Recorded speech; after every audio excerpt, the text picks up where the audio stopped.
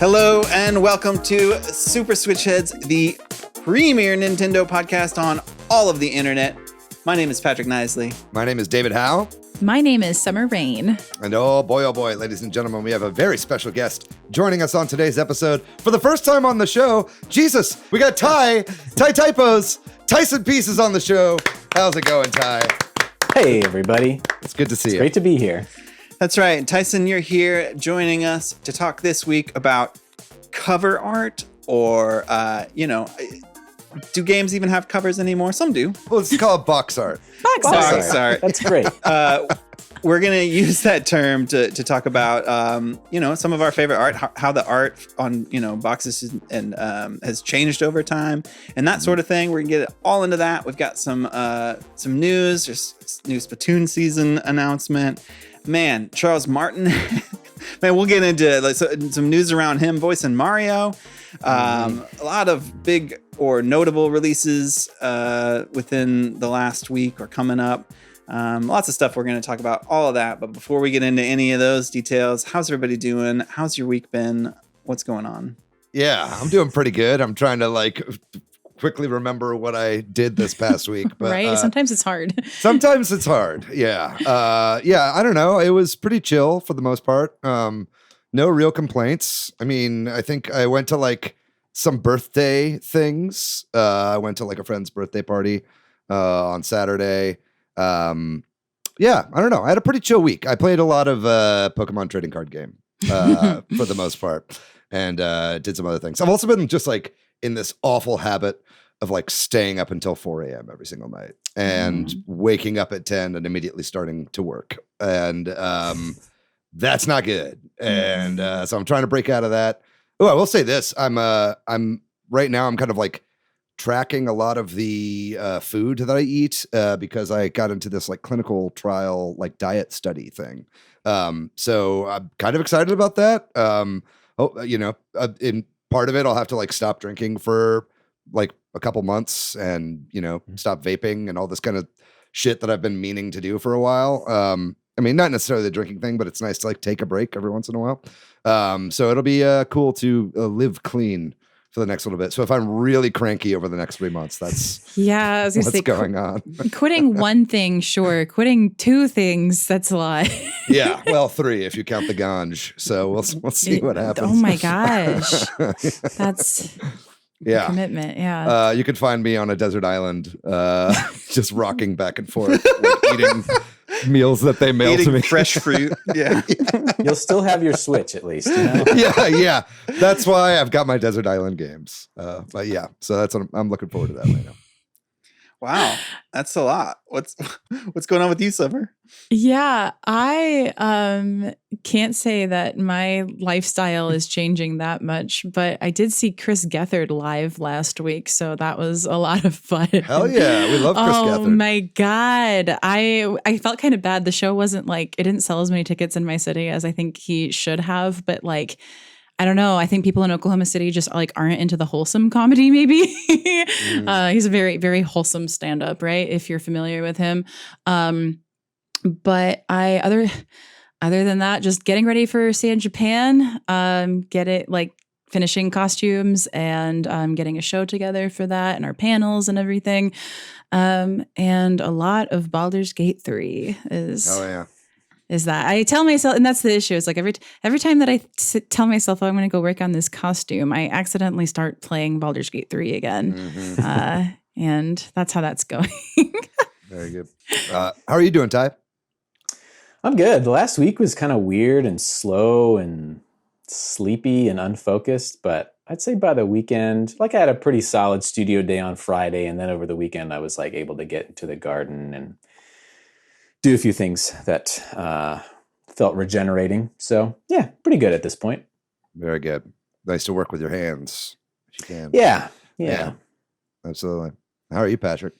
I'm all right. I mostly have been just working on my game Monochrome Heights for San Japan. Like Summer mentioned, just trying to polish up this demo that I'm trying to bring there, and that's really it. I don't think I have anything exciting that I did other than that. That's exciting. That's super exciting. Yeah. And I'm so excited to see it live and in that kind of space and to see you in that space. Yeah, remind our listeners, when is San Japan again? Yeah. San Japan is the 1st through 3rd of September. Labor Day weekend, cool. baby. Yeah, if you're in San Antonio, Summer and I both are doing various things at this thing. So yeah. Yeah, we would love to see you. We would love to see some Switch Headz representation. It's not very far from where I think most of our listeners are. So Yeah. come see us. Well, last week we did an episode on Metroidvanias, and I think we did an okay job with our definition. We didn't upset too many people. I think we did an excellent job with our definition. The usual suspects over in our Discord is so hard to shout everybody out. What a great community we have over on the Discord. Thanks to everyone there. And then over on the YouTube, we got a lot of great comments over there too. We got medium quality again, saying YouTube's the preferred way to enjoy the podcast. We got Record saying that we're not alone in checking behind every shrine in Zelda Tears of the Kingdom, which was a stray comment there. And then we got Hans saying that, like David, find Metroidvania is difficult, but has a few favorites in Metroid Dread and Blasphemous. And I think that was somebody else on the Discord said something similar. I forget who that was, but we got Dylan Muss, who said Suda Regalia is sick. Great shout out. And we got Steve Irwin, who's here to stand Guacamelee 1 and 2, which we mentioned, I think, but yeah, we mentioned briefly. Those are great games. So yeah, we're talking this week about cover art. So definitely, if there's anything in the news, or if there's, you have something to respond to about the discussion on cover art or box art, definitely send us a note, make a comment somewhere online. We'll try to shout you out. And then, we always, encourage people to come join the Discord, join us there. There's always great conversation happening about the podcast. And then pop over to the YouTube and watch us on YouTube and hit like and subscribe. And with that, we'll talk about the news for the week. We're going to start off with Splatoon 3. Every quarter, at least for the next year, we get a new season with this game. And they have teased, if you will, I don't know, or shown off some of the stuff coming up in Drizzle season, which I guess is the second time around, right? Its game's been out for a whole year. They showed off a couple new stages for regular battles, and then a new salmon run stage, some new weapons. How are we feeling about that before we get into maybe some of the other things that also got announced around Splatoon 3? Okay, it seemed like this is not the most upending update that they've done to this game so far. I mean, we've got some new stages, obviously, but nothing as big as online table turf or any new modes or anything like that. It's kind of a low-key update, I think, for the most part, but it is nice to see more stages into the rotation in the pool. Is good. You got a new salmon run stage for the salmon run heads. Yeah. So that's nice. And I don't know. I think it's looking pretty good. Yeah, I think maybe some people wanted more because it's the year, arguably it's not exactly the year anniversary, but I actually feel like this is a decent update for one of their quarterly updates. And there's also, you can turn your hats backwards. You sounded like Oprah when you said that. We're all getting backwards hats. Yeah, that's nice. Yeah, never mind. 10 out of 10. Yeah, the backwards hat made it. I don't know. Is there anything else? I mean, I can't get excited about these challenges. I think the all jetpacks challenge looks fun, but they're only for 2 hours at random times. Right. So it's so hard to try to I need my Switch to send me a notification or something when they're happening. That's what I was thinking about when they announced this new season is you can set all your fitness games up to send you alarms for when you're supposed to play them or whatever. Why can't I do that with these challenges? Or something in the app, right? In the Splatnet that's app what I mean. It's really great. I've got the widget on my homepage already, so that way I know what all the modes are, literally whenever I open my phone to see modes. I wish it would tell me if there was a challenge going on when I And maybe there is, and I just haven't figured that out because I'm a boomer, but I haven't seen that yet for challenges. Yeah, I'm not aware of any. Like, it seems like they just spring them on you. Yeah, that's what there isn't, right. So they're not scheduled in advance. They just like, oh, suddenly there is one. Is that how that was work? That's how it feels. I don't know. I have yet to do one, so. Yeah, same. I've done a couple. Yeah, I haven't touched them. I've done a couple and they're fun. Some of them. Like there was a random weapons one on like Splat Zones I did that was a lot of fun. But you got lucky, right? Yeah, no, I was just playing and I saw it. And so I was like, okay. oh, I'll try that out. And I had a lot of fun playing it. And it was only for 10 minutes until it was over. And then and then another one randomly was the Fog Turf War one. See, that sounds so funny. And it wasn't fun. It was just kind of like, it was just hard. It was just kind of like Turf War. You know what I mean? It wasn't that big of a deal. Like it's like, it didn't really affect the game that much. So it's like, we played a few and then like, I really want to try to play the Oops All Jetpacks. Yeah. Like, that sounds hilarious. I don't understand why they're not available for like a week at a time. Right. Yeah. It feels like they're almost like entirely for people who are just always playing Splatoon. That's exactly what it is. Yeah. It's just switch it up for people who do nothing else. Yeah, for sure. I think it's some of that. It feels to me like kind of like when they introduced Salmon Run and it was only around for a little bit of a time and then they made it a permanent Splatoon fixture. 2, yeah. Yeah, exactly. So I feel like it's like whatever the next game is, it'll probably be baked in from day one and it'll be a lot more like consistent and easier to track and stuff like that. I think they just wanted to add something in and didn't really think it out too much. Yeah. So they're just trying it out at this point, like collecting data and feels like it. Yeah. That might be part of it too. Why they're only 2 hours. Yeah. Well, before we move on from Splatoon 3, we got a couple other things to mention. First up, we should talk about these amiibos. Mm-hmm. They announced that in, I think it's like mid-November, there's going to be Splatoon 3 Deep Cut amiibos. That is the 3 idols, Shiver, Fry, and Big Man are getting in amiibo form. How do we feel about this? Great. I pre-ordered all 3 of them at Best Buy. I think last I checked, I mean, they're probably all sold out by now. Last I checked, Big Man and Shiver were sold out, but Fry was still around, which I think is kind of racism. Kind of fucked Fry. Up. Yeah. I know Patrick loves Fry. Yeah, Fry's my favorite. Yeah, but yeah, I mean they're doing well. That's good to see that those are coming out finally. Out. Yeah. But I mean they'll come around again. I mean Amazon always does restocks and stuff like that. There's a Splat Fest for the 3 of them coming up as well. Which I think is kind of on cool. the actual anniversary. Yeah, to pit them against each other like that. Yeah, September 8th through 10th. There's the first Splat Fest of this drizzle season was announced. It's it's the 3 idols from Deep Cut, and in particular, there is a question posed: who would be the best leader? So it feels like just a bit of a popularity contest, but there's also that question that might I don't know, pull you towards Shiver. I guess like it feels like, right? Like at least that's how I interpret I it. thought she was the leader. Yeah, right. And just like statistically speaking, like based on Splatfests, like she is the leader. Right? I'll say this. If Big Man told me to walk off a cliff, I would do it. Okay, that's how ride or die. Hey.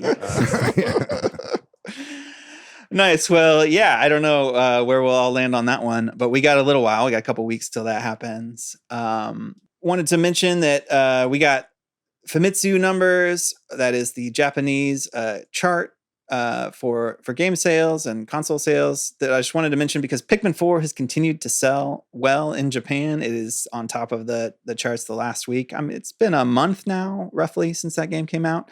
It sold 70,000 units in the last week in Japan, which is pretty notable. It's in Japan alone has sold 666,000 units, which is a nice number.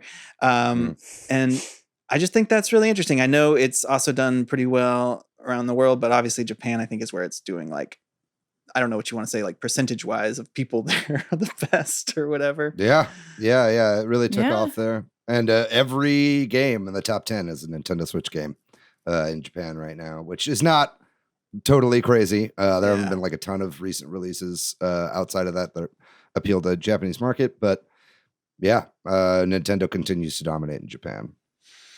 Yeah, and I mean, Pikmin 4 also was on the sales charts for like Europe. There's a European monthly sales chart that just came out showing July, and obviously it came out at the end of July, and it's in 11th place on that chart. It's one of those confusing things, just like in the US, where that doesn't count digital sales for that game, so it's might be higher if it did. And also that chart doesn't count the UK and Germany, so it's a little confusing. But good to see it's continuing to sell or has sold well in these regions. So we'll see. This is a big one, y'all. We got to talk about the voice of Mario, the long time voice of Mario. Charles Martinet is it's just an announcement today, the day we're recording this, that he's no longer voicing Mario. He's going to continue to work with Nintendo as what do they call it? A brand ambassador or Nintendo ambassador? I think it was a Mario ambassador. Specifically a Mario ambassador. Yeah. Which he basically has been. He goes to like every con. Right. And yeah. He's been doing that for a while. That's what that means, is that he's going to keep making appearances, and it will be, I'm sure it will be like through Nintendo that he has to get booked. Yeah. Like as opposed to an agent, right? That like he's still like working for them in that capacity, which is strange. Just let him retire, but make those appearance fees on his own. Almost. In my opinion. I mean, it's a pretty epic run, right? Of voicing not only Mario, but Luigi, Waluigi, Wario, lots of characters, right? And I mean, you know, Mario was already kind of a character when he came in and started voicing him, but he basically, you know, came up with like the voice and the characterization of Wario and like all this kind of stuff, right? So it's very much like he's been at such an integral part of the whole franchise and Nintendo as a whole for so long. Yeah, it's a pretty crazy that he's been doing it since the 90s and hasn't stopped. To me, like we're keeping him on as a Mario ambassador is just like, you're grandfathered in, we're going to keep paying you until you die, basically. You know what I mean? Right. It's like, you've done more than enough for this company. The least we can do is like keep you on Nintendo payroll for the rest of your life, right? So I think like that's kind of what is happening there. And I think he absolutely deserves it. I'm curious why exactly now this happened, but I mean, people definitely were speculating for a while. Like, doesn't Mario sound like a little different in Mario Wonder? And it kind of turns out that is the case. That's not Charles Martinet voicing Mario in Mario Wonder. But I just wonder, like, if it was his decision or if it was Nintendo's decision or where that really came from, right? Yeah, good question. Yeah, I mean, it's hard to know, you know, maybe we'll find out someday, but I could definitely see him wanting to stop, but I also could see him like being like, why would I ever want to stop? And Nintendo being like, we need to find the replacement before, you know, like we have to find the replacement or something like that, you know? Totally. I don't know. Yeah, they did say in this tweet that they put out, which was like a really nicely kind of like worded, like little message that they put out on Twitter. But they also said that there will be like a video coming up soon with Charles Martinet and Shigeru Miyamoto, like both talking about it. So I'm sure we'll kind of hear a little bit more and have like a nice, like kind of final send off for the character soon. But, you know, with the Mario movie and everything and this kind of new direction for Mario Wonder, just does kind of seem like this is a pretty logical time to sever that connection. Like it was going to have to happen at some point, right? Well, yeah, maybe that gets us into speculation about what this video is and why they did this now and Mario Wonder, right? Like maybe we're about to learn a lot of details about Mario Wonder. Like maybe there's about to be a direct where this video is part of it. I don't know why they wanted to get out in front of this, but I'm guessing it's something like that. Or I mean, there's a hundo P going to be a direct in September at the very least, right? So maybe it'll be a part of that, or maybe it'll be its own thing. I bet it'll be its own thing though, to kind of keep it focused on Charles. But maybe we can talk for a minute about Super Mario Bros. Wonder, because yeah, he's not. It's been confirmed now, which, as you mentioned, David, there were a lot of people suspecting that he is not voicing Mario or the other characters. I don't know that this stuff qualifies as news, but I just thought it was kind of interesting that I kind of was cropping up this week some little details about Super Mario Bros. Wonder. There was apparently on the Japanese website for the game, it says details of online play will be announced at a later date. So presumably there is some mode or some aspect of online play to Super Mario Bros. Wonder, which I wouldn't have expected. And it, Very much hope so. I think online like co-op would be really, really, really great for this game. yeah, who knows? Maybe it's just some like weird sharing or something, right? Like I don't want to get my hopes up. Also, I don't want to, even if it is co-op, I feel like, will it suck as bad as, well, as Mario Maker 2? Like, but I guess Mario Maker it 2 works sucked fine. because you're playing with random people and you have no idea if their internet is good or not. But right? that's also the neck. I mean, like I play with Yeah, of random course. people on a different game and it's fine.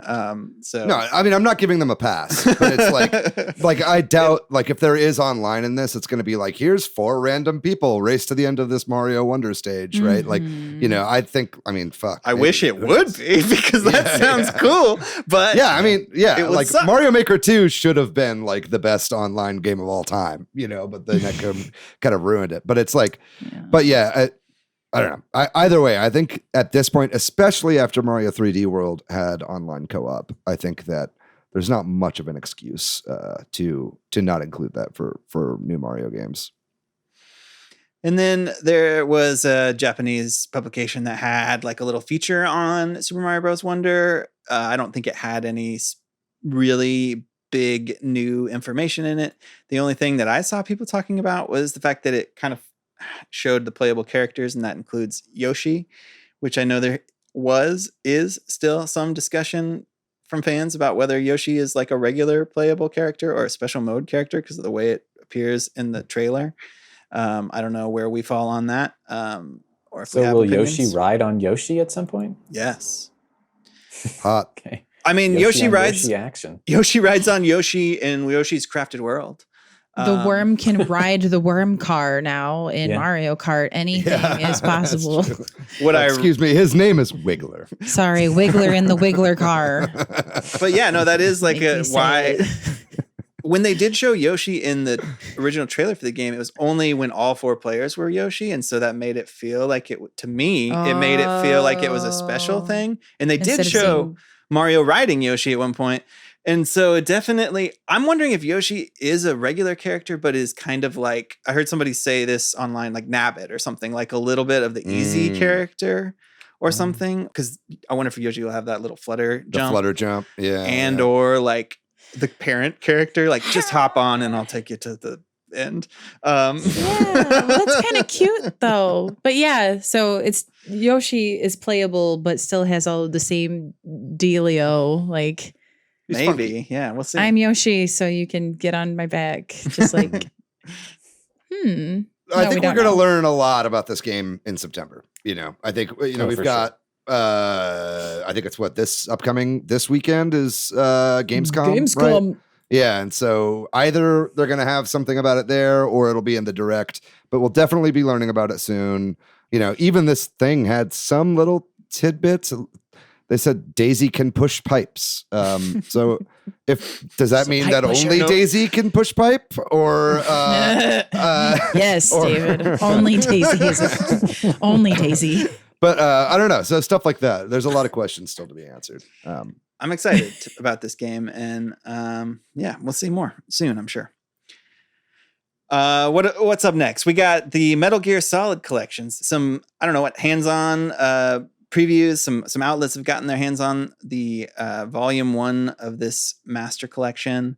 David, I'm gonna throw this to you. Do you know a lot about this? Yeah, I watched a couple impressions videos on this because I'm interested in this collection. I think a lot of this, you're getting kind of different opinions when you hear from different people. I think some people are a little disappointed. It seems like, but it's all kind of expected, right? I mean, the versions of Metal Gear Solid 2 and 3 are like literally straight up the HD editions from 2012, right? The Blue Point developed HD versions of the games. Even all the way down to, it says 2012 on like the title cards and stuff like that, right? I think they showed it off on Switch at this preview event. And on Switch, these games were running at 720p and 30 frames per second, even though they originally ran at 60 on like Xbox and PS3 when they first came out. So that's a little bit of a disappointment. I think the rep said that some of that stuff is still being ironed out. So hopefully that'll hit 60 FPS on the Switch eventually.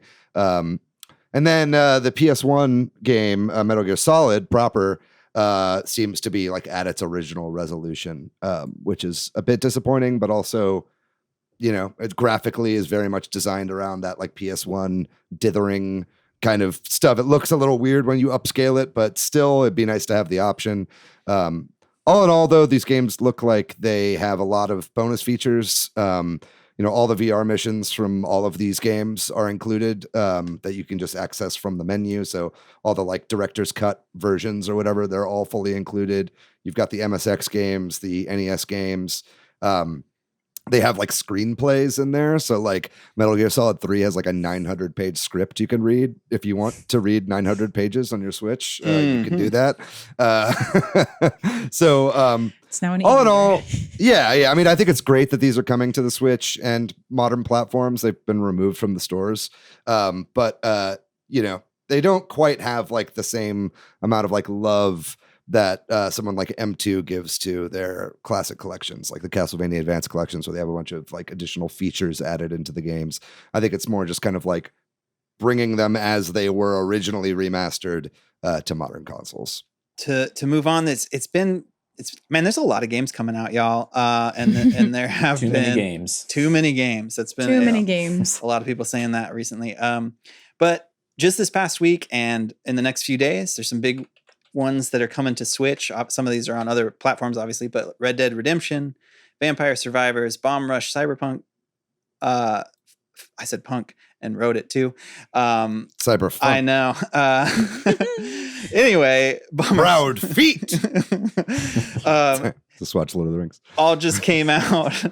And then Blasphemous 2 is coming out later this week. So big week for Switch releases. Any of this stuff interesting to any of y'all? Red Dead Redemption, I am very much interested in, but I'm going to wait for a sale. I think $50 for that game is not where I'm going to grab it at. And, Rockstar games go on sale on Switch. Oh yeah. So I'm just a matter of time. Yeah, I'm not worried about that. I'll probably pick it up for like 30 or 20 whenever for it comes a over. But game. I mean, it's probably one of the best games ever made. I mean, people love that game, and it was kind of like known as Rockstar's best game for a long time. And I think it deserves that. So if you've never played that game, if you're really itching to play it, I mean, $50 for a really, really great game with a ton of content is not awful. But if you have played it before, it's probably best to wait. As I understand, it's also a very competent port. Runs at, again, 30 frames per second, but it's a solid 1080 when docked and 720 handheld. So that's good to see. I did pick up Vampire Survivors on Switch and have been playing it a little bit. And, is it the most updated version, like with the updates that just came out this summer? Yeah, some of those are like paid DLC, so you have to like buy some of those, but I think the rest of it, like the base game, has all the updates. Yeah, cool. Which is cool. That was what I needed to remember to look into before getting it on the Switch again. Yeah, I mean, I got it. It was like I had some gold points, so I got it for like $1.20 or something like that. I was like, this is worth it. Yeah, that one's on got like really cramped up. It's on slight sale, like a launch sale or whatever. Not that it's expensive otherwise. Yeah, it's wild. It's already $5. Like, we'll put it on sale. Like, what? Okay. Yeah, you save like 30 cents or something. yeah. Any of these? Anybody pick up Bomb Rush Cyberpunk? I really want to, but like excellent things.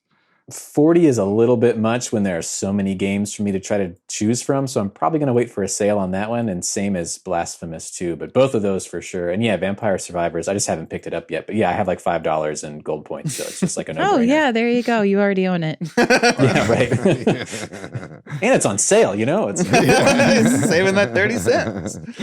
Yeah. I don't know. Starfield is about to come out. Sea of Stars is coming out. We've picked that in our Discord as our JRPG month or JRPG club game. So, I mean, I'm definitely going to be playing both of those games when they come out. So this is kind of like the calm before the storm right now. I know a lot of people are really excited about Armored Core 6. That's also coming out. So I think a lot of people are kind of using this week to just play games in their backlog and wait for these new releases in the coming weeks. Then moving on, as y'all mentioned earlier, Gamescom is happening this week. Actually, you have already seen if you were the opening night live, which is probably the big thing to experience remotely. So I don't know that we should talk a lot about this, but it's happened. We'll talk about it next week. Jeff Keighley has shown off. What we do know here on this end of it is that it's probably not a lot of game announcements. They've kind of said that it's going to be a lot of showing off of previously announced content, including stuff like Sonic Superstars and then a bunch of AAA, non-Nintendo type stuff. But Nintendo is at Gamescom, but I'm thinking they're just having a booth and maybe, but who knows? We'll see. Yeah, I know Gamescom is still one of these conventions where a lot of like backdoor, like closed door meetings happen with publishers and developers and stuff like that, right? So I know like Nintendo of Europe is going to be there. They'll probably have meetings set up. They've got a whole part of the hall like just for industry meetings and stuff like that, right? So I think the majority of what they're doing there is bringing their NOE reps and trying to get some deals going. But I'm sure they'll have a bit of the floor where they have some games playable as well. I wouldn't expect any announcements though. Well, I think that then is going to do it for the news and rumors section of our show. We're going to take a short break, and when we come back, we're going to be talking all about video game box art.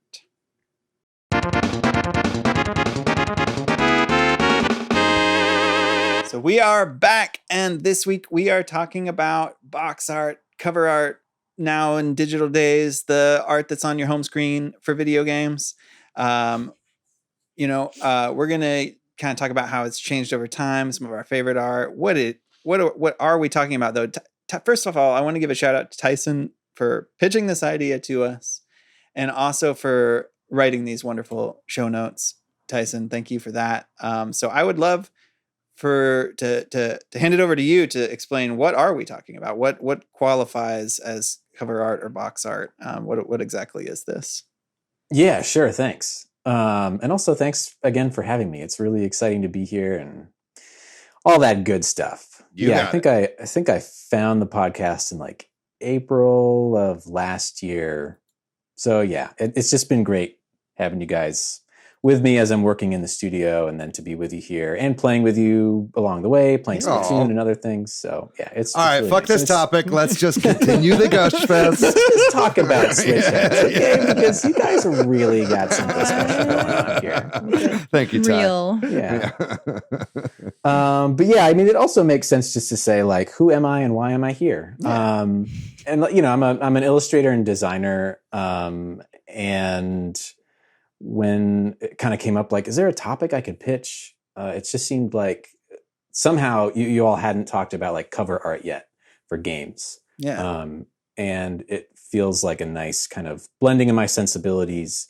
So something I can offer some additional perspective on. So yeah, cover art. What are we talking about? So it's like the still images that are like on the actual product of the game, usually like, the exterior packaging, what have you, the cardboard or the plastic sleeve. So it's got an illustration or design of some sort. It's usually got the title text, and it's meant to give you sort of like some idea of what you're getting into with this game. And so it's not like the trailers or like the splash page when you boot up the game. So just to kind of narrow it in on like the product itself. And the interesting thing, well, for me, interesting is like, it's this, it's a separate piece of creative work, and it's like inherently paired with the game itself. It's meant to like sell you on the game in some way, but also is kind of like separate. It's not an interactive piece of the game, but it somehow is. So there's just an interesting little tension there. Mm-hmm. So yeah, is there anything else? I'm looking at my notes. I'm having a like classic, like first time on a podcast moment. I'm just like, I don't remember what is my name. I don't know what's happening. Now you nailed it. Ty. You nailed it. Yeah. I mean, totally. I mean, it's like, I think it's very, very, very important. And I think people overlook box art a lot of times. And I think also there's a reason why in like the kind of 2000s, like 2000, like mid 2000s, like 2008 or so, we started getting all this really horrible, samey box art. You know what I mean? Was because somewhere someone was like, okay, military dude with his back turned and embers flying all around, like, is guaranteed to sell millions of units or whatever, right? So it's like, I feel like there is like a science to it, right? And I think it was, just like any other art form, it's changed a lot over the years, and it's had a lot of like, the kind of early days of video games, looking at what they were doing then versus what we see now is drastically different, but it all kind of is an art form in and of itself. So much so that you've got, tons of coffee table books out there that just kind of collate all the box art from like all of one system or something, right? Like there's a really great Game Boy one that I've had my eyes on for a while that I might pick up at some point.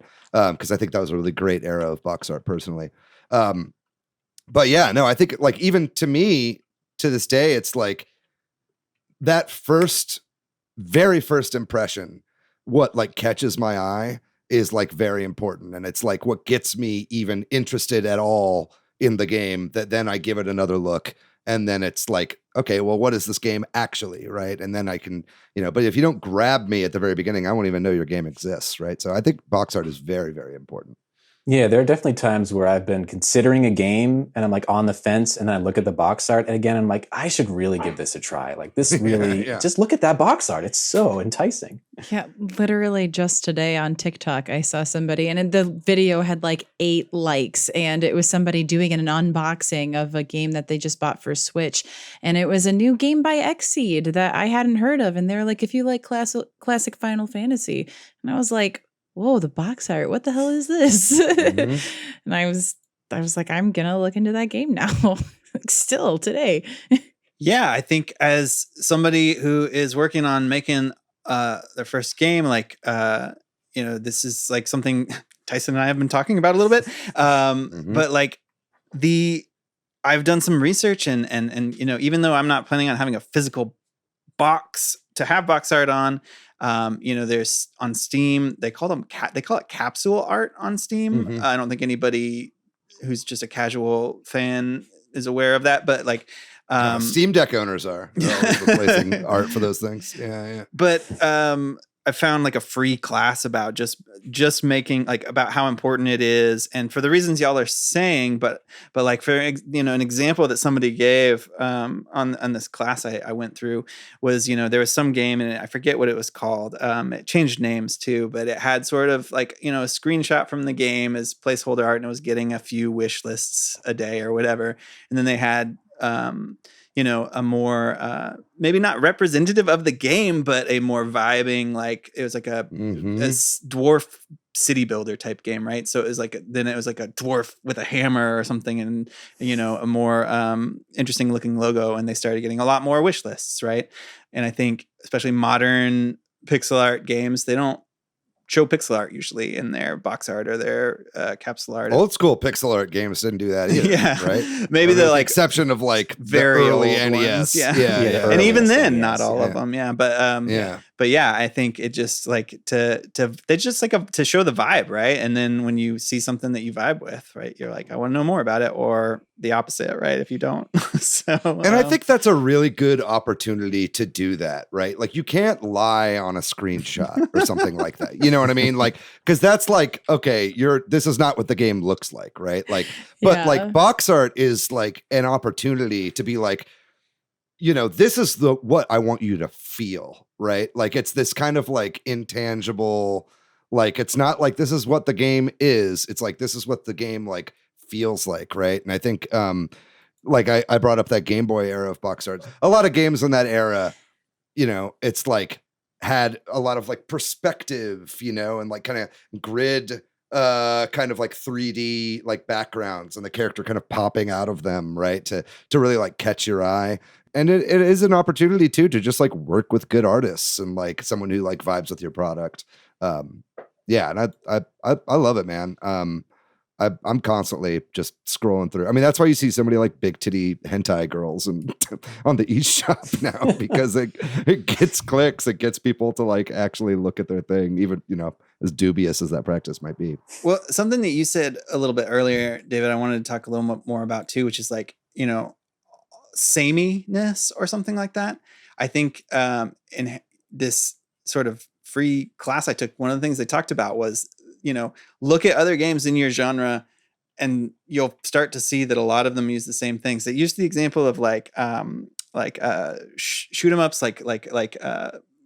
wing or plane or spaceship ones, right? And how they all have triangles in their logos, and they all have like silver and chrome is big part of it, and like V shapes and stuff like that. And it's like and then once you start to see it, you're like, yeah, like a lot of, genre X uses a lot of the same, like you said, a half-turned person with explosions behind them or something like that. So it is kind of a good thing and a bad thing that those kind of conventions get locked in, right? But yeah, I think we had this sort of question on here: is cover art important? I think box art, capsule art, whatever you want to call it, is important, even if you think it isn't, right? Like, you want to say you're not swayed by it. It's one of those things where you're like ads don't work, but there wouldn't be a bajillion-dollar ad industry if it didn't work, right? It's inherently changed because so many more games are releasing like exclusively digitally, or like digital for the first 1 to 2 years of their life. And so, like the cover art, the medium changes a little bit. It's not like a physical thing you're seeing in a store. It's like on this huge digital storefront page, but it's still, I think it still matters for sure, as we've just discussed. Yeah. Mm-hmm. I think there's like a bit of a way to play all of these individual platforms that you sell your game digitally on as well. I notice a lot of really samey box art on the Switch, for instance, especially with these like shovelware, like $1 games. Like look at like AAA Clock has been released like 30 times on the eShop, but it's got this like colorful thing with a switch on it, and it shows it like really clearly, and it always catches my eye, and I'm always like, oh, what game is this? Oh, it's AAA Clock again. You know what I mean? Like, but I think there's like an art form like to figuring out what it is, and even like on the Switch, like talking about that for a second, like the actual squares of the icons for the games on the Switch home screen. Mm-hmm. There's like kind of an art form to making that as well. Like Nintendo actually has guidelines that they set for how they want it to be. So much so that whenever there are games that break those guidelines, people get pissed, like they want it to be a certain, it needs to be a square. And then it's like the title is meant to take up like a certain percentage of it. And like, for instance, like Vampire Survivors came out, and it's one of these games that has like no title on the thing. And I'm like, oh, it hurts my like body that it doesn't match up with all the rest of my... It looks like an icon on your phone. Really? Like it looks like an app icon versus a Switch game. It's weird. Sonic Mania is like that too. Yeah, Sonic Mania. Like, yeah. It's people get pissed about it, and they're like, developers have put out updates to that icon just because people are like really like passionate about it. I think it was a mistake that someone like a developer like leaked Nintendo's guidelines on thumbnail art, because now it's all anybody thinks about whenever these artworks come out. I didn't know that, but I guess I didn't. I haven't bought games that don't have the title.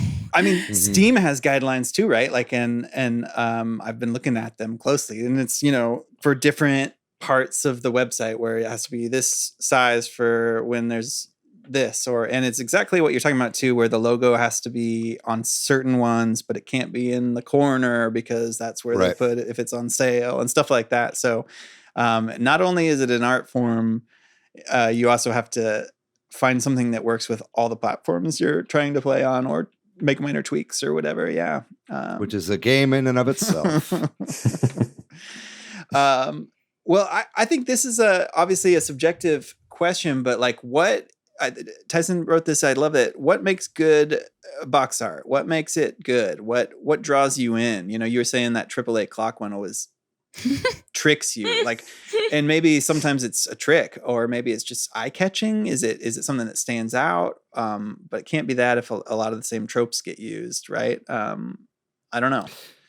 What do you think are some of the keys? And maybe we don't know the answer to this because we're just mindless consumers buying a game when it looks good. I don't know. I mean, it's definitely subjective, but I feel like it kind of varies by genre. As I was thinking about it and like trying to like find some examples from previous generations to kind of stir up like the nostalgia and all those feelings I had about previous box arts. Like I was looking at a lot of like adventure games and RPGs that don't really show they don't really suggest that much gameplay. Like maybe the lead character's on the cover with like a weapon, but maybe not. Mm-hmm. Like the classic Legend of Zelda games, it's just like this really illustrative text. almost like you found this old tome of like the Legend of Zelda. Like you really have almost no idea based on the cover what it is, just that it's like it's gold, so it's something really precious. Yeah, and that's a good example because it doesn't have any characters or even a sword, right? It's got the hearts and the shield, but it's kind of like it just kind of hints at fantasy adventure, right? I don't know if I love it, that one, to be honest with you. But yeah, it may have been an early misstep, you know? It's kind of like, what is this? I know like a lot of stuff, especially on the Switch, it's like color, like a lot of popping color. I mean, you look at all of Nintendo's first party releases. It's like, look at like Mario specifically, right? Like Mario Kart, Mario Odyssey, Super Smash Brothers. All these games it's like a rainbow ejaculated all over a Photoshop file, and they slapped Mario in the middle of it. You know what I mean? It's like they use every possible color like out there, right? Like, so I think that the kind of like rainbow look with like a lot of really bright, solid colors that are contrasting is good, especially for like the Nintendo Switch platform. You know, that's worked for Nintendo, and I think it works for a lot of indies and stuff. It certainly catches my eye. That's something that AAA Clock does. But then there's also just like other, not that, okay, I'm going to stop like heralding them as like a paragon of good box art. But like, but you know, I think also there's just like that kind of design mentality in all of design and character design in promotional art and advertising of like a very, like if you take away all the color and you just make the image straight black and white, is the idea of a silhouette too, right? Like take your main subject and is the silhouette of it very clearly defined? Can I tell what this is, right? You know, I'm looking at like some of the new stuff that's come just recently. You know, Vampire Survivors is pretty iconic now with that image of like Dracula or whatever, like behind the moon. Like you can tell what that is even from like the smallest little thumbnail. Red Dead Redemption with like the character, like, you know, him contrasted on the red background. A character like Mario is very easily, you could tell from the silhouette. You know, art like that is like super eye-catching and kind of like subconsciously buries itself into your brain. So I think stuff like that is really, really important. Even as you're like designing characters for the games as well, that's super important, but for box art especially. Yeah, you know, as you mentioned Mario, that's got me thinking like, yeah, the like modern Mario cover art is like, it's just any entry in the Mario series, like Mario Kart as well. It's like super illustrative of these elements. But then it got me thinking like, is he always making eye contact with you? Like, I feel like that's also an interesting trick of cover art, is like have the lead character prominently on the cover and have them looking at you, because that's a basic human instinct to like pause for a moment when someone's making eye contact with you. Like, you know, is that one of those elements of like, this can make someone slow down when they're scrolling past all, you know, a bunch of games on a storefront. Totally. Yeah, I feel like you know, another kind of trope is not the opposite of looking at you, is like looking at something in the distance. Looking past camera or whatever. Yeah, like you were seeing the back of somebody or the side of them, and you know, something like sweeping epic like adventure awaits, you know, sort of vibe is another one that I feel like feels like, ooh, there's something to explore here or something. I don't know. I think we already talked about this. Summer gave an example of something that just happened recently, but yeah, I love this question. Has box art ever convinced you to buy a game or not to buy a game? Like you were about to buy something and then you looked at the art and you're like, yeah, I don't know. I think that's a great question. I've almost purchased Dicey Dungeons multiple times because I really like the box art. And then I look at the description of the gameplay and I'm just like, that's just not my thing. Yeah. Yeah. Meanwhile, I know I get a lot of haters in our community for this, but I understand that conceptually I should love Dragon Quest games. I can't get past what it looks like, right? As soon as I see that box art, I'm like, I agree. I don't like the look of it. Can't stand looking at this for more than a couple of minutes. How am I supposed to play hours and hours? Yeah, I mean, well, is it just the character design or like the composition of the cover itself that gets you? So the first time that I was given a Dragon Quest game to play, like someone let me borrow it, I was in high school. It was my choir director. It was one of the ones for the PlayStation 2. I want to say it was 7 or 8. And I remember looking at the box art and thinking, are you sure I'm going to like this? And I did not play it for very long. So, because I just couldn't get past what it looked like. Well, like Dragon Quest XI, for instance, like I'm looking at this now that you brought that up, and it's like on different platforms it has different box art, you know? Yeah. Like Yeah. on PS4, it's got that like back turned looking off to the distance thing that Breath of the Wild kind of started. You know what I mean? I feel like they were kind of taking a bit of a cue from that. It's got all the colors, right? But but then the Switch version, which I've always thought was super ugly, is like the Akira Toriyama like Just the character flat- design. But then it's Yeah. got these like really thick outlines that almost looks like they just took the 3D models and like cell shaded it or whatever. And so to me, Yeah. it's like it is so it reminds ugly. me of that like the line like that styles. new kind of anime where it's like it's 3D modeled, but it looks they're trying to make it look 2D, but it doesn't, and it just like doesn't play well to me. And I know the game looks better than that box art, but it's also really busy and like doesn't really do it for me. So it's, I mean, that's obviously just one example, right? But I mean, there's lots of games that I feel like I've never given the time of day just because they didn't nail the box art, right? I can't think of any examples right now, though, unfortunately. Yeah, I mean, I think when I think about like making my game and stuff, one of the reasons that you want your box art to look good is you want it to look professional, right? Like you don't want it to look like, oh, is this not going to be a polished experience? And I feel like that's a thing indie games sometimes fail at, is because they don't spend the time on it and they just grab a screenshot or something. You know what I mean? I can't think of any specific examples, but I also think of like being a kid and box art being one of the ways, you know, you go into a store and like, that's literally how we would choose games when we were kids. Yeah, exactly. Like you didn't maybe have as much access to reviews and things, and so it's a big part of it.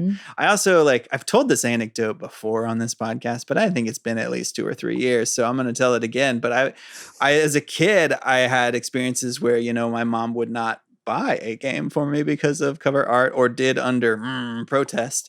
Like I can't think of the name of it. It's the Xanth game, the Piers Anthony Companions of Xanth, I think is what it's called, which had like a sexy lady. Yeah, it's Companions of Xanth on the back. I have to look this up. And she was very much like, I don't know about this. It's like sort of like a snake lady. She's like a snake lady. But she still bought it for me. I'm laughing because I'm looking at it. Yeah.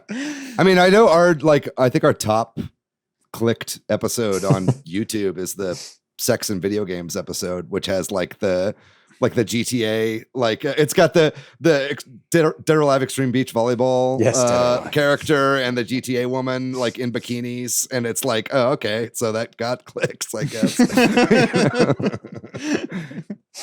Yeah. So But there's a lot of that, especially in the 90s, right? Like in the 80s and 90s. It was, I think, like the tropes back then were like that kind of sword and sorcery sort of thing with like the super muscular, like oiled dudes and the women in the armor that like just covers like certain parts of their bodies. Like that really sold, you know? And I think that was also the era of like He-Man and stuff like that, right? So there was a lot of focus testing around that kind of art. You would see a ton of that back then.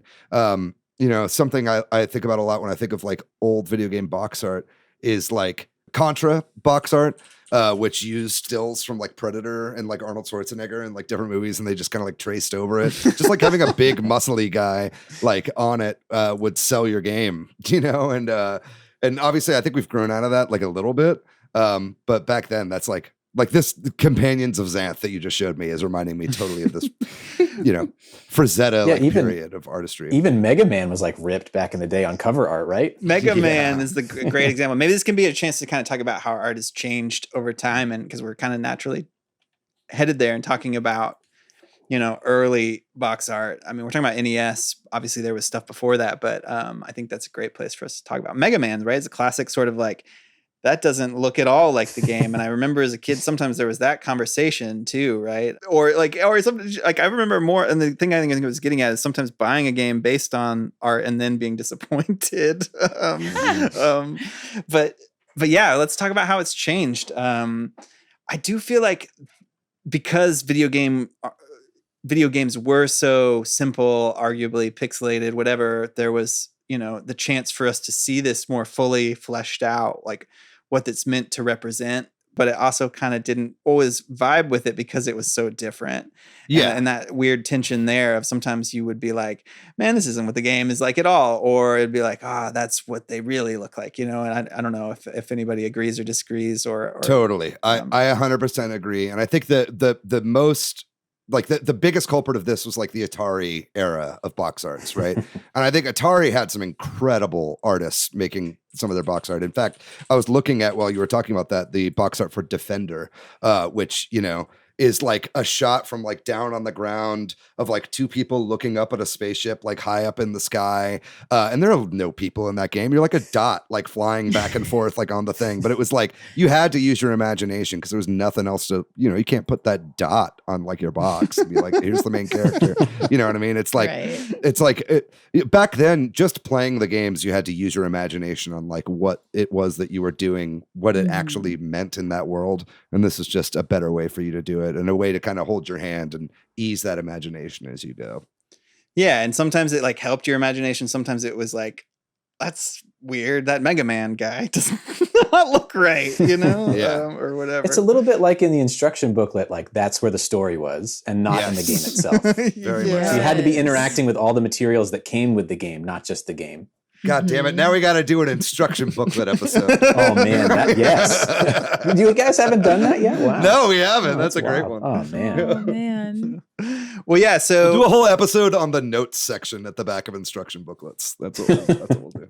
I think the NES is a great place for us to talk about because I feel like during the NES era, you had the first Mario Bros, where it's essentially just pixel art Mario with like some movement lines. You know what I mean? Well, that was the American box art. Okay. Japanese box art was much, much better. Well, there you go. But like, I'm talking about, what I experienced or how I think of it. But like, but by the time Mario 3 comes around, right, the box art is a little more dynamic. It's cartoony. It's, I feel like that was like a learning lesson of that era. Oh, for sure.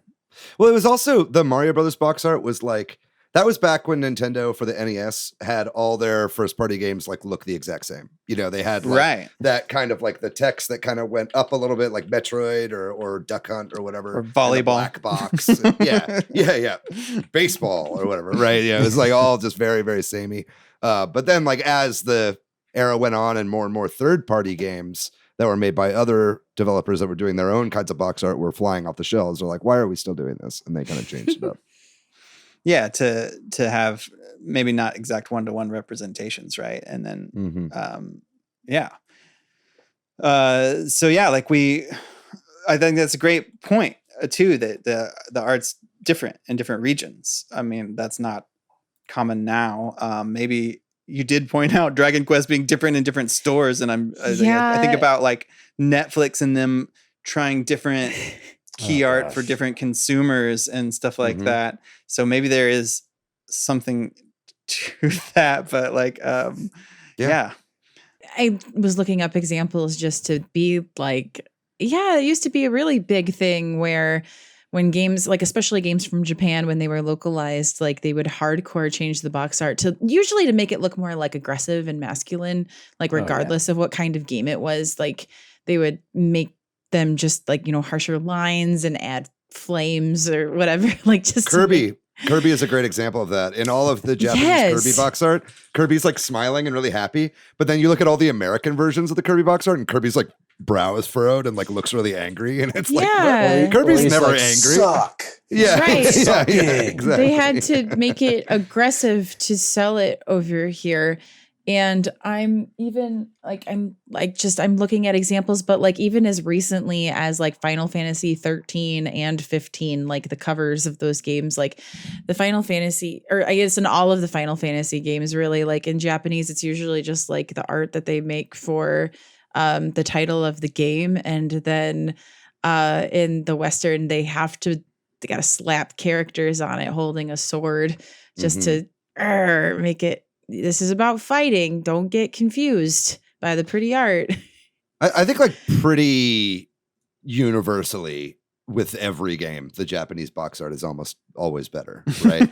And I think that comes down to America's just like obsession with focus testing and, figuring out exactly what it is that people want, and trying to get like the sales right, which, I don't blame them for that. But it's like, especially back in the early days of like the Super Nintendo and NES and even through GameCube and stuff like that, the Japanese box art was always so much more inventive and creative. And you can see that when you open up like the NSO apps for these old consoles. You can see the Switch. difference. That's a so perfect much example. better. Oh, yeah. Thank you, David, Yeah, for yeah. bringing that up, because that is such a great way to look at the differences. Yeah. Mhm. I'm gonna just speculate too that Japanese art style anime wasn't, and as a kid, the people weren't watching anime even as a teen. You know what I mean? Like, except for like a certain very niche stuff, it wasn't as accessible. It wasn't as common. Yeah. And I'm thinking that maybe because it wasn't a lot of that art more. I mean, just it wasn't the same animation style, so they'll probably be like, "This isn't going to sell in America. We need to have a Western art style or whatever." And now that's all blended together a little bit. I'm all totally stuck on this like angry Kirby thing, but it's like that image you shared. I'm You're like, wow. so right, though. You're so right. Every Kirby game is like that, and I think like some of that is like I think some of that comes down to cultural stuff too, like. Western like individualism is like so much more about like do it for yourself, like be determined. It's like I feel like I think it's more like less angry and more like Kirby's determined to get this thing done. But in Japan, it's just like, hey, pink puff, who gives a fuck? But like we need like our main characters to be kind of like avatars for ourselves, and if we want kids to feel like, oh, you have to beat the game or whatever, maybe like we have to like put that into their minds that like Kirby is gonna like make this happen or whatever. But I think that is a trend in like so many of the box art. It's not just Kirby, but I'm looking at Sonic, and it's like the exact same thing that you said with Kirby. Like they made his eyebrows specifically way more defined. Yeah. Like not even necessarily like angry, but just like the eyebrows are more defined in the like American box art. Like what is up with that? It's America and the angry eyebrows. Yeah. I don't know. At least they don't have the DreamWorks like cocked eye thing.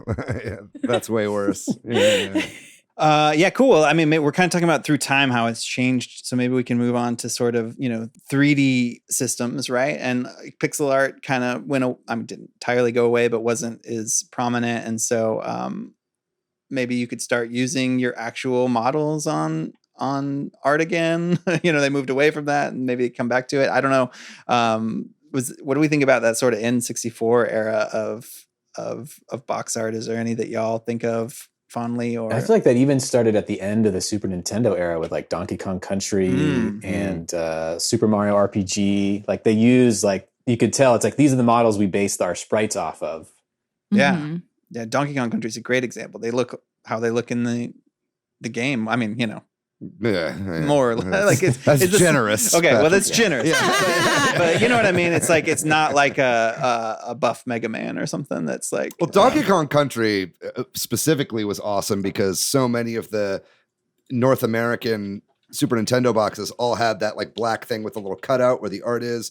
Donkey Kong Country had like the leaves all the way to the side. It was like green and like seemed so lively. He's popping out of the front. Like I know that game sold really, really well for Nintendo. And I think that was a big part of it was, just having something that goes a bit against the grain of the rest of the kind of like samey releases of box art and stuff like that. So I think that's kind of specifically that. But I do think that you're right, Ty, in that they, because Donkey Kong Country was a late stage Super Nintendo game, and they definitely took that design aesthetic going forward. So much so that all the Nintendo 64 box arts, it was like full, there wasn't like a little frame where your art is inside. It's like the full box with like the red stripe on the side that kind of like overlays over the art, right? So it was much like more semi-transparent. Yeah, it's semi-transparent, right? It was a multiply layer in Photoshop, if you will, from where my Adobe head's at. But they definitely took inspiration from that. And we're like, oh, this worked. Let's start doing that for pretty much this whole generation going forward. For sure. Like the Mario 64 Mario looks a lot like he does in the game. Again, I'm being generous, but I think we really see that game model being used in that era. Is there anything else from that area before we kind of, I mean, I know we're kind of jumping around, but I think it's kind of funny. You can see like the growing pains in using those models. Like even Mario 64, it's like he doesn't look super expressive. Like you can tell he's happy about what's going on, but it's like, you know, the technology was still really new and the artists were still trying to figure out how to do it really well. I mean, especially when you compare it to like modern versions of Mario cover art, it's like so much more expressive. Yeah. Yeah. And 64 was actually pretty good. PlayStation 1 and stuff like that was actually a pretty good era for box art. I think we had some pretty cool stuff there. I still think the Japanese box art was better almost unanimously throughout all of these. I think where we really get into the dark period is like PS2, PS3, Xbox 360. That's when we started getting into like super samey bullshit to where it was, I mean, like, I think, you know, Xbox 360, thinking about that in particular, like something I'll never understand is the box art for like BioShock Infinite, which is such a gorgeous game with some really amazing themes. And the front is just like a white dude with a gun, like with embers around him, like blowing in the wind. You know, it's like stuff like that. Is like we really got into this. Like also graphics were in a bit of a rut at that point too. Every game was like gray or brown, you know, and stuff was getting kind of bad, especially in like the third, you know, like the Xbox and PlayStation like games were trying to be like edgier and more mature and stuff like that. I feel like for the most part, Nintendo, they like kind of dipped their feet into that a little bit with some of their box art. There was definitely a time around that era where they were trying to be a little edgy. Here in like the North American markets. But I thank God that we're out of that era of box art because that was a really annoying time. Yeah, I did an image search earlier today for like PS2 cover art, and it was just like, wow. You just watch you just see all of these examples, like, wow. Even like a game that I thought would have been like a little more colorful. I'm thinking, you know, as I looked up the Kingdom Hearts box art. But because it was a PlayStation 2 game, like even the Japanese, like that's when they didn't change and it's just like dark and emo looking and brooding. But like, you know, Goofy and Donald are also there. But like it was iconic. It was a PlayStation 2 game. He's still more colorful than the other PlayStation 2 box art, but not by a lot. And that's right. It wasn't not a high bar to get over. Yeah, they did their market research. Yeah. I could be totally wrong because this is just a swing, but I feel like there was in that era there was a lot of just the logo too, or like kind of that same thing like we talked about with the original Zelda game where there might be like a symbol and the logo and it wasn't as exciting. Maybe it was just kind of playing it safe or like gritty. Maybe it's just like where video games were really having their gritty time too.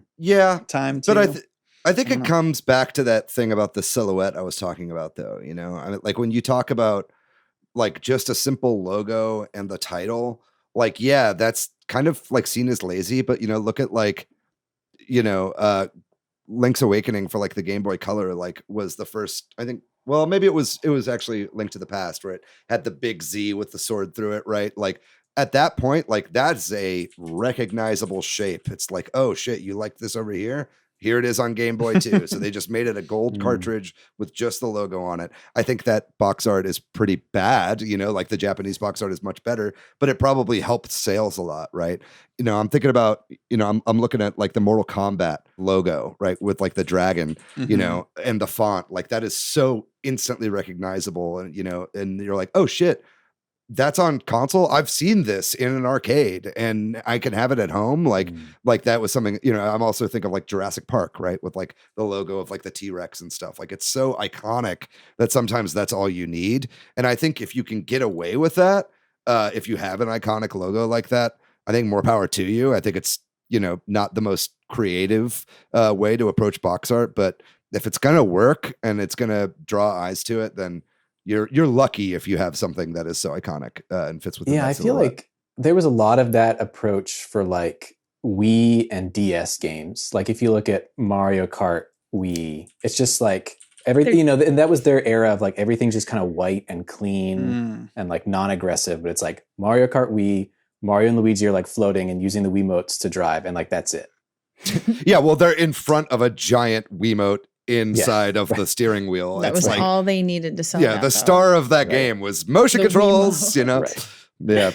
Maybe we could talk about that a little bit, like Wii era, like, and all the way into Switch now, we see it too, where the controllers are on the cover, you know, where it's Oh, like when sure. you have games that have motion controls, it's always like people playing with the motion controls, right? Like, Oh, yeah. which is so horrendous. Like, I do not like that at all. But I mean, I get why they did it, but we see it all the way to this day with like 1-2 Switch and stuff like that. WarioWare, always has like the little you know, I've actually got the WarioWare Get It Together back there, where it's got the two Joy-Cons on the back of my wall on the video version here. You know, 1-2 Switch does that. I think the new WarioWare also has Joy-Cons on the cover. So it's a way for them to like kind of show like it's a different style of input or whatever, but it's also kind of lazy advertising, I think. Yeah, I agree. It's not super exciting to see, but like it does make sense from a marketing standpoint of like, we really want to emphasize the controls. Like the controls are a central selling point. Yeah. Well, maybe we can jump to the modern era, or is there anything in between that we want to talk about? That, you know, we kind of glossed over generations there, but it's an evolving thing, and you know, throwbacks happen and that sort of thing. But where are we at now with cover art? What do we think it being actually the cover of a box is less and less happening, though it's physical sales still do happen, but all the same things apply, right? Something that catches your eye, but I think there's just art tools are so much better now, right? Like, and people have figured out how to get the most out of them too. Yeah. So, like, you know, I think hand-drawn stuff, digitally hand-drawn stuff, right, is big, especially in indie games and pixel art games and stuff like that. It's like a different representation of the character. We see that a lot. Yeah, indies are bringing it back. Yeah. And I think a lot of stuff is cyclical too. You know, we talked about a lot of that like early like Frazetta like style art. Like I think a lot of that like 2D hand-drawn style is coming back, which is good. I think that's pretty much the best era of box art, is when stuff was actually hand-drawn. You know, so seeing that kind of stuff come back, be a bit more vibey rather than like, you know, something like you have on here in the show notes, the Metroid Dread box art, which is just like Samus like up front and center. Like I think that's a pretty boring box art, I think, you know, and I think Nintendo has gotten really samey with a lot of their stuff, you know, their first party stuff. You know, the Mario stuff is going to be, like I said, like a color orgasm on the box, right? But like indies are actually bringing it back to where, because they have to fight so much more for attention, they're really bringing it back to like that kind of throwback style in a way that's like really catching people's eyes and really tickling that nostalgia bone, I think. Yeah, Nintendo's first party games are going to have plenty of word of mouth, but a small indie game that's trying to like make its big break needs every chance it can get. Well, we've been talking about this for a while, so I think it's time for us to kind of wrap up our main topic discussion. I think, you know, to close it out, obviously, maybe we can say what some of our favorites, or if there's any other thoughts that you didn't get to squeeze in about this. Definitely now's your chance. Anybody want to share? Pokemon Yellow's got a cute little guy on it, and that's how I became a gamer. Really? Was that the first thing that drew you into Pokemon? Truthfully, it was seeing another kid play it on the school bus. But then like I got to go to like a Walmart and like identify where it was, and that was like, oh yeah, it's got a cute little guy on it. That my mom will definitely like let me get that. Cute little guy. Talking about Pokemon too, I mean, you know, we've talked a lot about the actual like art itself, but the logo for the game, like the type of the title, like getting that down is like super important as well, you know? Like I think I watched a video recently on like the kind of evolution of Metroid box art and like and like the Metroid logo, right? Like it used to have that kind of like trapezoidal, almost like you're looking at it from below, slant to it, and that's kind of gone away with more recent Metroid games, like pretty much since Metroid Prime. And I think that like I'd love to see that come back, you know, like having something that is consistent throughout your franchise is really helpful. You know, Zelda being a good example as well with that logo that's stuck around for so long. Yeah. For better or for worse, the Pokemon box art has remained the same. It used to be, you know, like before we had like lots of online access and reviews and stuff, like that box art of like the dueling, you know, what versions was your like, as soon as you saw that, you knew which one you were going to get, right? But it was me and my sister, like we would see the box art and without knowing anything else about it, we would immediately be like, okay, which one is who getting? Like literally based on that imagery alone. It's crazy that the Pokemon logo has never changed. It's never gotten a rebrand. It's never needed it. It's just so iconic. Yeah. One of the few things that they don't need to change. Yeah, I was going to say the box art itself for like the main titles, I feel like it could use some kind of a refresh. If anything, just like I would maybe like more artistic versions of like, I know it's always just going to be like whatever the prominent Pokemon is for that version. I would love it if they would go back to just a more artistic version of the Pokemon, because I feel like these past couple of ones, it's just whatever they use in game.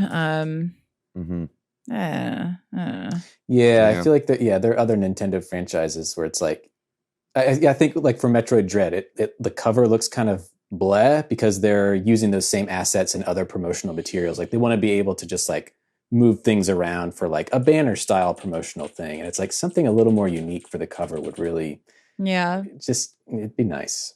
Yeah, maybe we'll see it with Metroid Prime 4. But I kind of think it's like probably not though. I think it's like this is our like gritty franchise or whatever, right? Yeah. So they're probably going to stick with that style a little bit more.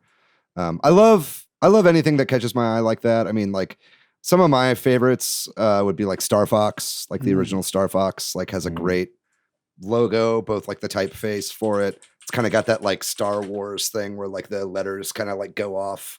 Like or like they like kind of stretch under the thing and it's also like the tail of the fox, and then also like Star Fox had like those weird puppets on the front, right? Yes, weird, it's furry. I loved that. I was like, what the fuck is this? And then I got it and I loved it.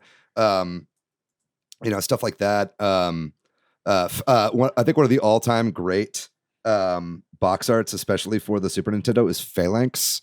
Are you familiar with this game at all? No, is that the one with the hick guy on it? Yeah, there's like it's like stereotypical. It's just a shmup, right? And so to set it apart from all the other ones, it's just got an old white dude with like a white beard playing the banjo on the cover for like no reason. And in the background, there's like a ship flying by, but it's just like, what the fuck is this game? It's just like something that sets it apart, right? So like that's something that always sticks out to me when I think of box art. It's just like, man, you can really fuck with the system a little bit and like get more eyes on your game, because nobody, like literally, I would have never heard of that game if I hadn't just like seen this weird guy. I was like, what the hell is this? Yeah. Well, I think about for me, like cover art that stands out, like some of my favorite games from that era that we're talking about right now were like Final Fantasy 2 and 3, which are 4 and 6 really, but their box art sucked. But then like Chrono Trigger came around, and I think that might be a case, I could be wrong, where the Japanese art made it West. I don't know, or at least it looks like it could be. That's an example of the Western somehow actually being better than the Japanese. Okay, there you go. Yeah. The reason I say this is because I'm a big Tim Rogers fan, and every so often I rewatch his review of Boku no Natsu Yatsumi, and there's a big section of that talks about cover art coming and like the changes that it went through, and how the cover art alone was a big determinant of whether a game would make it over here or not. And yes, Chrono Trigger somehow got better. Yeah, I mean, it's same as with like Super Mario RPG, like the Japanese and Mario RPG, the Japanese Chrono Trigger and Mario RPG arts were very similar, which is like a white box with the characters in a row, and then I think both of the American versions did a better job selling those over here. Yeah. I was trying to think of like a favorite or some favorite cover arts. And as I was looking through different examples, I was like, I think most of these stick out to me because they're just so nostalgic. But I do feel like Turtles in Time for Super Nintendo is just like, it's just like iconic box art, especially of that era.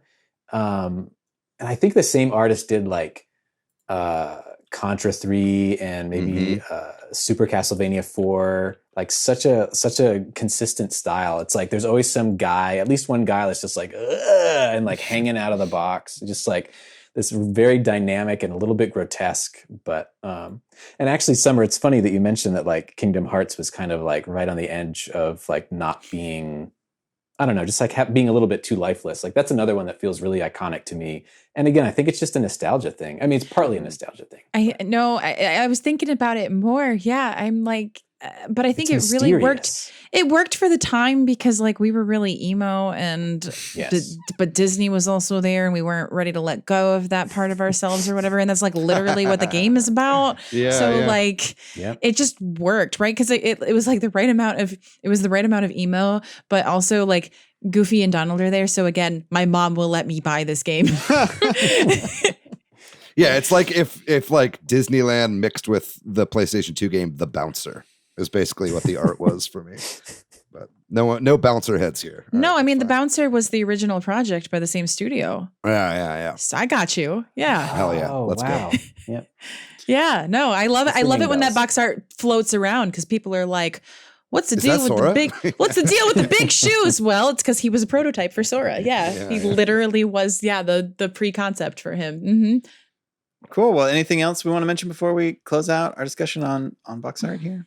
I want to say that sometimes the box art can influence an entire fandom. So I realized this, just now also looking at the box art for Fire Emblem Three Houses in their decision of how they decided to position the characters. If you're not familiar, the two Byleths are in the middle, and then you've got Dimitri, Claude, and Edelgard up at the top. But Claude is upside down for some reason. I think it was someone's artistic choice. And the fandom latched onto that and said, Claude's the silly one. This is the meme house. I'm not going to say that Claude is like more serious or less serious than other characters in the game. But like the fandom just like latched onto that and they were like, haha, he's upside down, memes. It And is that odd just- that they did that. And Yeah. that's just what we latched onto. I mean, even the voice actors like got together and like did a session like to get like a collaborative print made, and they got Joey Ziga, like his image like got flipped in it. Who's the voice of Claude. Like it's such a prominent thing. And there's nothing in the games that like implies that Claude is the upside down one. Like it's not like he like there's not anything. But like just because that's what they did with the box art, it's just this thing that we all latched onto. Yeah. If only there was a line where he's like, guys, I don't know. I just feel so upside down. Yeah. It's like the one thing he keeps I sleep saying. upside down like a bat. No, yeah. So sometimes it just infects the fandom. There you go. Nothing to do with the game.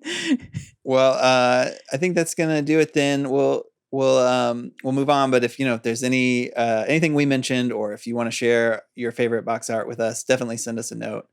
And with that, we'll close out that discussion, and we'll take another short break. And when we come back, we'll talk about the games that we've been playing recently.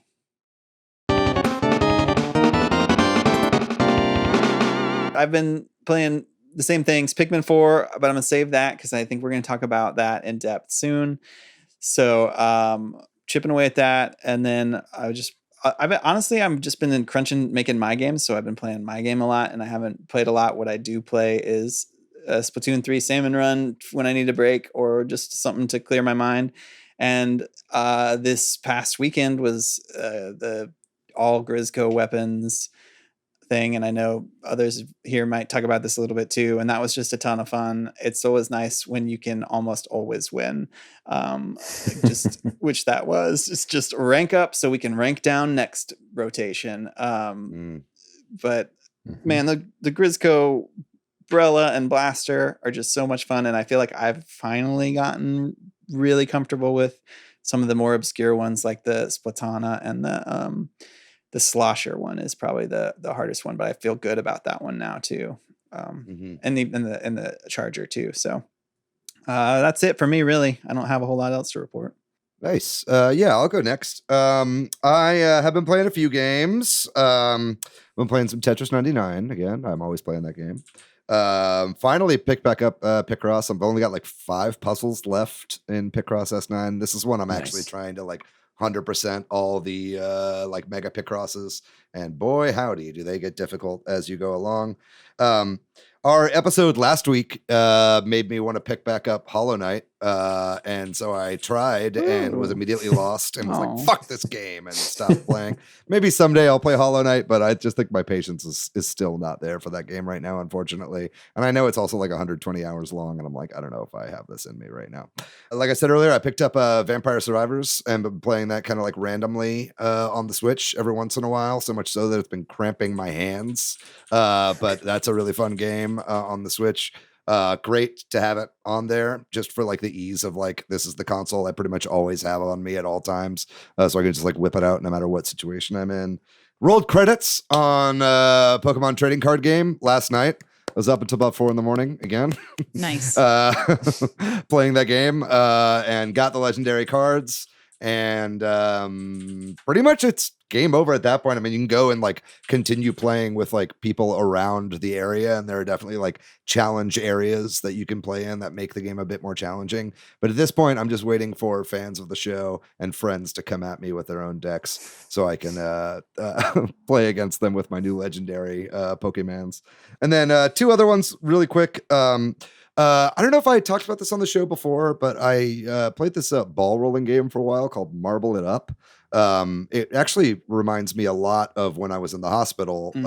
That's what I think of. Like with my back surgery. Yeah, I was playing a lot of Marble It Up back then.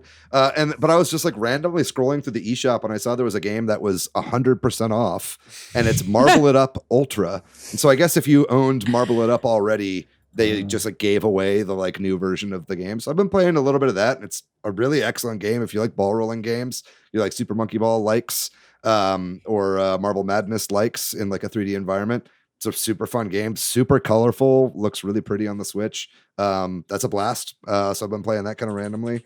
And then I do want to shout out, this game just came out today, the day we're recording this, or at least the early access did. This was the game that I couldn't talk about last week, is Whisker Squadron Survivor has come out on Steam. So I've been playing that on Steam Deck. Shout out to Aaron Sanfilippo from Flip Fly Games, who's been on the show before, friend of the show. It's awesome. It's not the exact Whisker Squadron that we had him on before. That game is still in development. That's kind of turned into more of a open area space combat game. Whisker Squadron Survivor is much more in line with it's basically a cross between like original Star Fox, like as a corridor shooter, and Vampire Survivor, where it's like as you destroy enemies, they leave loot and then you pick them up, and then that's your experience that you pick up, and then you get upgrades like as you go, right? I think they're pretty clearly wear that influence on their sleeve, so much so that they even named the game Whisker Squadron Survivor. But it's really fucking fun, gang. I've been playing it off and on for the past like week or so, a week or two. And yeah, it's a blast. It's super fun. It's hard as all get out. It's definitely got a lot of challenge to it, but it's kind of like Vampire Survivor, where it's like every time you play, you've got more currency that you can spend on more upgrades to get better every time you go. Couple that with the fact that you're just getting better at the base game mechanics. And it's a blast. If you are a fan of Star Fox games and roguelikes, this is definitely right up your alley. It's got a really great soundtrack, really good character art and everything. So yeah, thanks to Aaron for supplying the game code for that. And I really recommend you guys check that out on Steam right now. I think it'll eventually get a Switch release, hopefully, maybe when it's out of early access. But yeah, definitely have it on your radar if you're a fan of those styles of games. I've been really enjoying that quite a bit. Summer, what about you? What have you been playing? Yeah, I've been mostly playing Baldur's Gate 3. I realize that it's not on the Switch. It will never come to Switch. But I'm still in Act 1 as well. So from what I understand, the game has 3 acts, and Act 1 is like a lot of tutorial stuff. I'm still encountering things that I still don't know how to do. And I've put like 30 something hours into this game. And I mean that in a positive way. I know sometimes I'll play a game and it'll be 10 hours and I'm like, why do I still not know how to play this game? And I don't mean that when I'm talking about this game, because I already feel like I'm like into it and I'm playing it and I'm figuring it out. So now when I learn new things, it's like delightful, almost like, wait, there's more. But I've also been playing the Pokemon TCG on NSO. I'm right behind you, David. I just got to the what are they called? Not the Elite Four, but they're like the Elite Four. League of Champions. The League of Champion card like people. that. And so I just got to them. I put it at Pokemon Stadium 2 the other day as well, just to check it out. And like the announcer somehow is worse in that game than the first one. It was like they decided he needed to say different things, and by coming up with different things, it was worse things. And I don't know. And I'm just like bitter opening Stadium and Stadium 2 as well, though, just because like we don't have the Game Boy compatibility. Cross functionality, right? And it's like it's technically there in the game, and it's like it gives you like that when you try to access it, like, oh, you're not connecting it. And I'm like, it's your fault that I'm not connecting this. Like, I would love to just give that to me. I can also report now that I have been playing Pokemon Sleep. And I don't know if anybody has talked, I don't think anyone has talked about this yet, or if we've talked about this yet on the podcast. So if you haven't tried it yet, dear listener, Pokemon Sleep, I figured out. So the monetization of it is that there's a battle pass. I mean, a sleep pass that you can purchase. And thank God. It's basically just like in-game upgrades, like a quote unquote enhanced experience. You do not need it. It's just like to make things move along faster, because you can only sleep so many times in a week. And challenge accepted. Well, no. So what's funny about that, though, is that it does not allow you to track more than so many hours of sleep in a 24-hour period. So that is how they get you with that. But I don't feel like bullied by it or anything. Like, I don't feel antagonized by the sleep pass. Like, I don't feel like every single time I log into it that I have to purchase. I know the fact that they called it that is comical. I feel like the one thing that sleeping has always been missing is microtransactions. Finally. And I'm not just talking about melatonin. I'm talking like hard. For what it is, I'm enjoying it. It's fun waking up and seeing the different Pokemon that have decided to come visit me in my sleep based on like the way that I slept. Like, I think that's a really interesting concept, because once you like study them, like you take the photo of them and then it gives you like a little snippet of information about like why that Pokemon sleeps that way. And every Pokemon's got 5 or 6 of those that you want to collect, like all the different sleep styles that these different Pokemon have.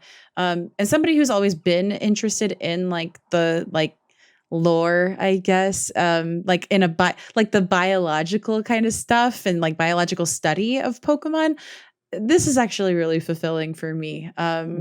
So I like it from that point of view, and it is just really cute compared to some other Pokemon things that are out there. So it's visually nice. Do they look at you longingly when you wake up in the morning? No, as advertised originally.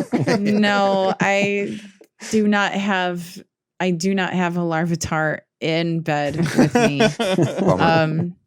Yeah, but you do get to change who your like partnered Pokemon is. So as soon as I got a Larvitar, it was like the second time I slept with the app, I was like, oh shit, this is awesome.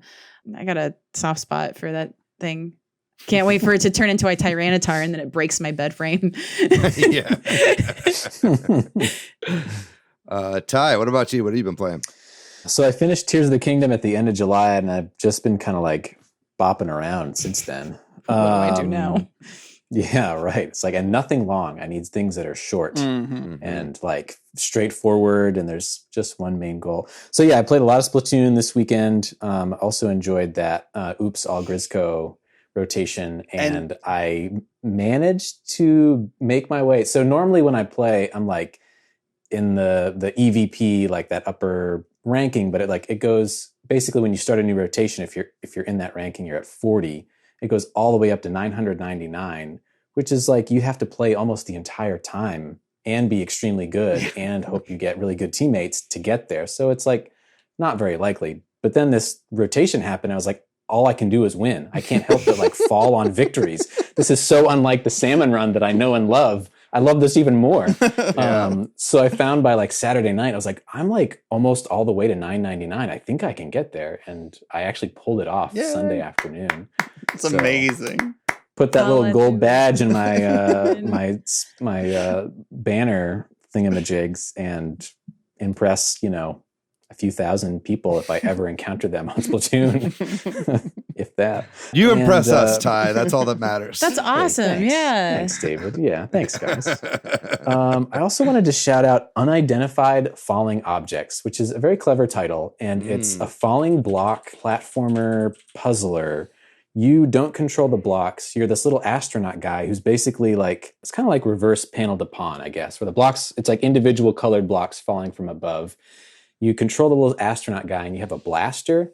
So you can kick the blocks like side to side if you want to rearrange them. But you basically try to make combos of the same color that are touching. And then you shoot them with your blaster and you get points for that.